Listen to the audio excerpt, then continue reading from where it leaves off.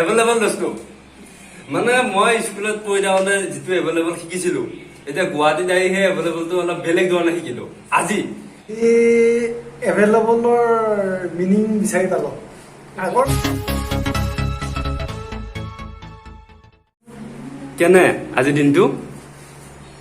ভালে দিয়া কিবা কবা ক'বলৈ মন আছে বহুত পিছত আজি এভেইলেবলৰ মিনিং বিচাৰি পালো আগৰ মিনিং বেলেগ আছিল আজিকালি পৰিৱেশ পৰিস্থিতি বদলি গ'ল আমি গাঁৱত থাকোঁতে এভেইলেবল শব্দৰ অৰ্থ বেলেগ আছিল গুৱাহাটীত আমি অলপ বেলেগ পালো আজি কেনেকুৱা মানে এভেইলেবলটো মানে কেনেকুৱা মই কৈ আছো এই অলপমান কৰিব পাৰিব তাৰপিছত কেনেকুৱা হ'ল আজি ধৰক আমি কি হ'ল আজি একমাহ আগৰ পৰা আমাৰ এটা প্ৰিপেৰেশ্যন আছিলে আমি এটা বেলেগ এটা ৰুম এটা শিফটিং কৰিম ইয়াৰ পৰা যিটো ৰুমত আছিলো আমি শিফটিং কৰিম তাৰপিছত সেইকাৰণে আমি ৰুম চালো একমাহ আগৰ পৰা ৰুম বহুতকেইটা ৰুম চালো কিন্তু এটা ৰুম পচন্দ হ'ল এটা ৰুম আমাৰ পচন্দ হ'ল সেই ৰুমটো কিমান হ'ল 7,500 হা লাইটৰ বিল চিল লৈ ধৰ প্ৰায় আপোনাৰ 8,000 টকা পিছত কথা পাতোতে গোটেইখিনি ঠিকে আছে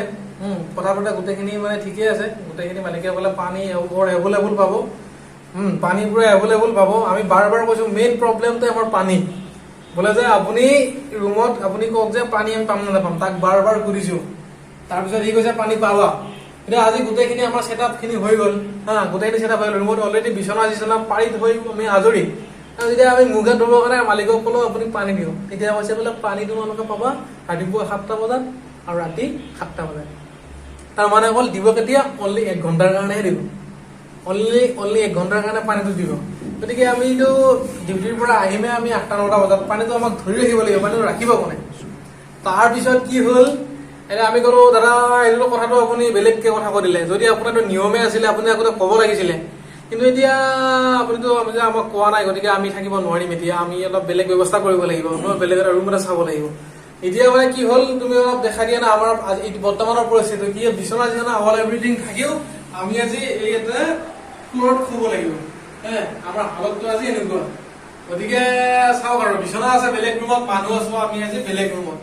সেই সময়খিনিতে কি কৰিলো আমি আৰু লগে বিচাৰি ৰুম এটা চাই কালি আমি আকৌ তাতে শিফটিং কৰিম আৰু তাতেহে মানে আমি গুৱাহাটীৰ যিটো অৰিজিনেল এভেইলেবল তাতেহে কিন্তু বিচাৰি পাইছো কিন্তু এই ইয়াৰ তাত আমি নাপালো মানে গুৱাহাটীৰ অৰিজিনেল এভেইলেবল মানে ইয়াৰ মতে ৰাতিপুৱা 1 ঘণ্টা আৰু সন্ধিয়া 1 ঘণ্টা নেকি তাকেইতো সেইটো কাৰণে আজি দিনটো আমি বহুত ভাগৰুৱা অনুভৱ কৰিছো এতিয়া ধৰ বেলেগে চানডে বুলি ক'লে ধৰ এনজয়ৰ দিন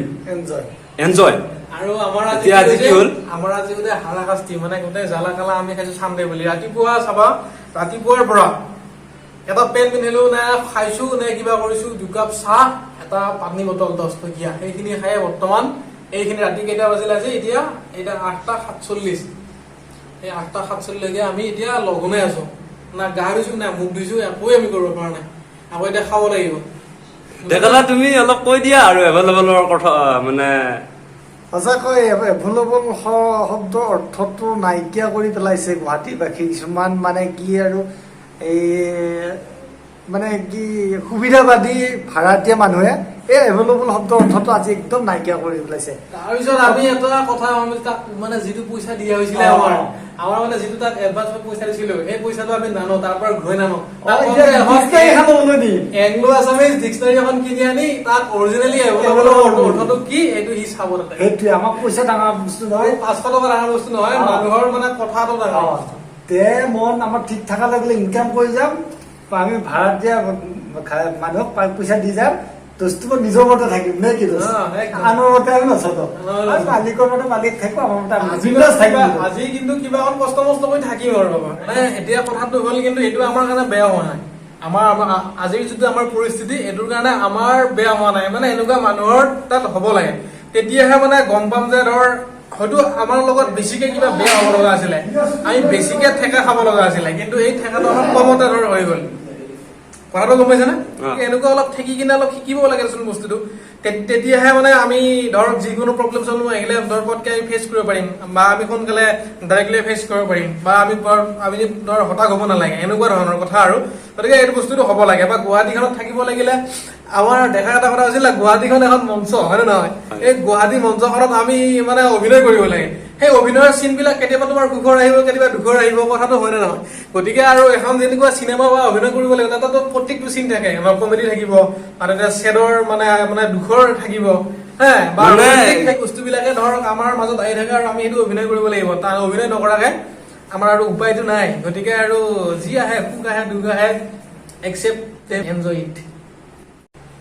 আমি একেলগে বহুত দিনৰ পৰা ধৰক আমি প্ৰায় আছো 2017 চন মানৰ পৰা আমি একেলগে আছো। বহুতো সুখ দুখ বহুত পাৰ হৈ গ'ল, এইখিনি আপোনাৰ লগত শ্বেয়াৰ কৰা নাই, কিন্তু এতিয়া আমি আছো গুৱাহাটীত। এই গুৱাহাটীৰ যিমানখিনি আমি ধৰক থাকো, কেনেকুৱাকে থাকো বা কেনেকুৱা কি কৰি থাকো, গোটেইবিলাক বস্তু লাহে লাহে আপোনালোকে পাই থাকিব চেনেলটোৰ মাধ্যমেদি। গোটেইখিনি বস্তু আপোনালোকে দেখা পাই থাকিব।